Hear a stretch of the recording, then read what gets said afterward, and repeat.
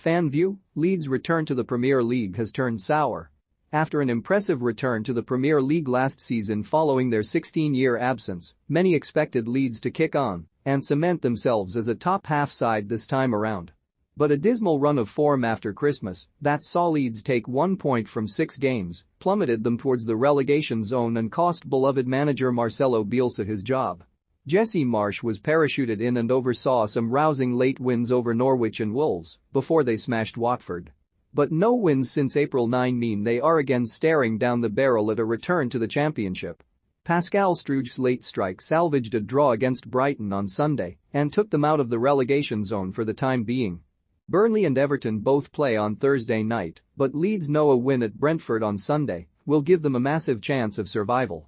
Leeds supporter Neil Wilcock explains how the club got into this position, from a flawed transfer strategy to a devastating injury crisis and that decision to sack the man the fans idolize. In the 1970s, Leeds United's deeply superstitious manager Don Revie was convinced the club, runners-up in leagues and cups, so much more often than winners, was cursed. Perhaps the fanbase has retained his paranoia because it feels to me, and many of my fellow supporters, that only Leeds could suffer 16 years in the wilderness, then finally reach the cusp of a glorious return, just as the first global pandemic in 100 years comes along to shut us out of Elland Road. Locked out not only for the promotion, but also our swashbuckling first season back, it feels now oh so predictable that when we finally did get back into our crumbling but beautiful stadium, it would be to witness everything fall apart on a journey back whence we came. A storming finish to last season, as injured players returned, had raised hopes that the dreaded second season syndrome might not apply to us. But an underwhelming transfer window and an insipid pre-season campaign raised concerns.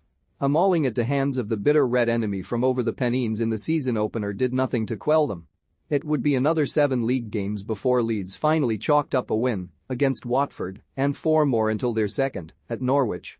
The league table can testify to the caliber of that particular opposition. In all, it's just 8 wins all season, including 2 more against the division's bottom 2. So, where did it all go wrong, and who is to blame? It was clear what the Elland Road crowd felt on Sunday against Brighton. As Jesse Marsch made a late substitution that baffled many of us, the atmosphere turned toxic for the first time this season.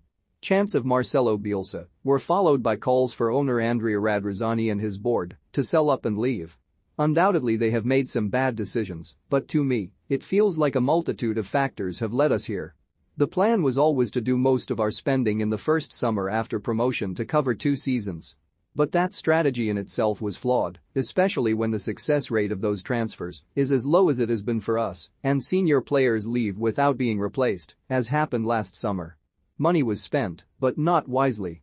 A left-back was a priority, but one more effective than Junior Firpo has been. Winger Dan James' signing made sense in that Bielsa always wanted him, but a central midfielder was really the order of the day. It had been for several windows. Had we been successful in securing number 1 target Conor Gallagher, this could have been a very different campaign.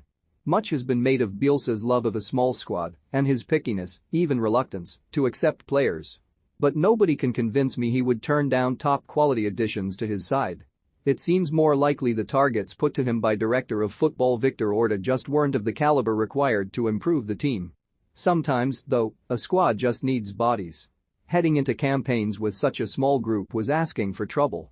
Injuries were inevitable, and when they bit hard. So much has been made of Leeds United's queue at the Thorpe Arch treatment table this season that I don't need to go into it, save to say that I've never in my 37 years of being a Leeds fan known a season like it.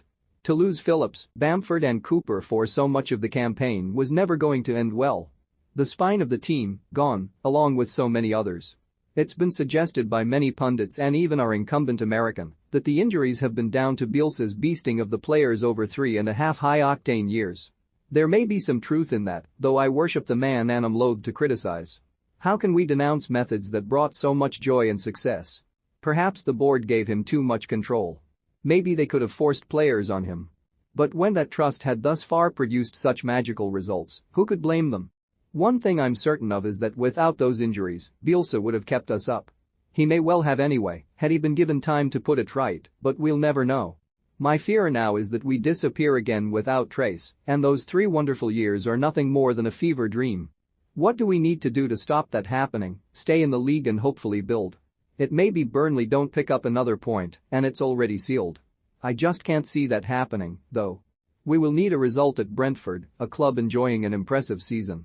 Given our run-ins with them in the Championship, they would love more than most to put the final nail in our coffin. Before Sunday against Brighton, I could not see where any points would come from in our final 2 games. The magical attacking flair Bielsa brought to the team has been steadily eroded under Marsch. Sure, a relegation battle perhaps calls for more pragmatism, but the players, playing in an alien system with zero width, have seemed increasingly devoid of any attacking ability in recent weeks. Marcelo's magic dust has gone, with only minimal improvements at the back. But Sunday seemed different. Rafinha was no longer being wasted as a wing-back and, better still, was back in a wide position. Jack Harrison too, to an extent. Suddenly Calvin Phillips had an outlet and the chances came. And Joe Gelhardt, making only his 4th Premier League start and playing the full 90 minutes, showed again that he has the potential to conjure up magic as he produced an outrageous bit of trickery to set up the equalizer. More of the same on Sunday is the only way we can get out of this. And if we don't, we'll never see the Yorkshire Purlo in a Leeds shirt again, and others will surely leave. But with relegation clauses in contracts, incoming money from sales and parachute payments to fall back on, things should look very different to the plight we found ourselves in 2004. I'm not sure how much I'd trust Victor Orta to rebuild the team or whether Jesse Marsch would be the right man at the helm. There's been little so far to hint at a successful future for him in Yorkshire, but he's only had 12 games. Do we gamble on giving him a pre-season? Fending off interest for our under-23 rising stars will be crucial. The likes of Gelhardt, Sam Greenwood, Charlie Cresswell and even 16-year-old Archie Gray with some experience around them could take the Championship by storm. And maybe we get to see a promotion in the flesh after all. But let's hope it doesn't come to that and we survive by the skin of our teeth. Can we do it? Absolutely? Will we? I honestly can't call it. But I'm a Leeds fan, so I just keep thinking about that curse.